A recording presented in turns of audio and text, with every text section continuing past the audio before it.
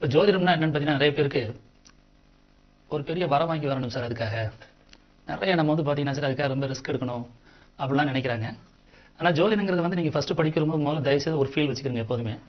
அஸ்ட்ராலஜிங்கிறது வந்து எல்லாத்துக்குமே வரும், இவங்களுக்கு தான் வரும், இவங்களுக்குலாம் வராது அப்படிங்கிற முதல்ல அந்த தாட்டை ஃபஸ்ட்டு எடுத்துருங்க. ஏன் சொல்ல வரேன்னா, அஸ்ட்ராலஜிங்கிறது ஒரு காலத்தில் வந்து பார்த்தீங்கன்னா நிறைய பேரை வந்து பார்த்தீங்கன்னா ஒரு ஒரு ஒரு பயமுறுத்தலையே இருக்குது. அதாவது அஸ்ட்ராலஜினா சார் என்னிடையே கேட்பாங்க நிறைய பேர், சார் அஸ்ட்ராலஜி படிக்கிறதுக்கு முன்னாடி நான் வந்து ஒரு 40 நாள் விரதம் இருக்கணுமா சார், இல்லை இந்த மாதிரி வந்து நான் வந்து சைவ உணவுகளை எடுத்துக்கணுமா சார் அப்படிலாம் நிறைய கேட்பாங்க. நான் உங்களெலாம் என்ன சொல்லுவேன்னா கேஷுவலாக சொல்லுவேன்.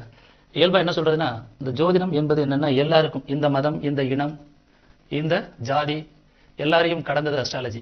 நான் என்ன சொல்கிறேன்னா, ஆன்மீகம் என்பது அறிவியல் கலந்தது தான். அதை முதல்ல தெரிஞ்சுக்கிறேங்க.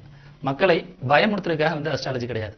மக்களை வந்து ஒரு வழிபடுத்துறதுக்காக தான் அஸ்ட்ராலஜி ஒழிய, இந்த ஜாதகமே ஒழிய நம்ம நிறைய வந்து பயந்துக்கிட்டு இதில் வந்து நம்ம வந்து நிறைய விஷயம்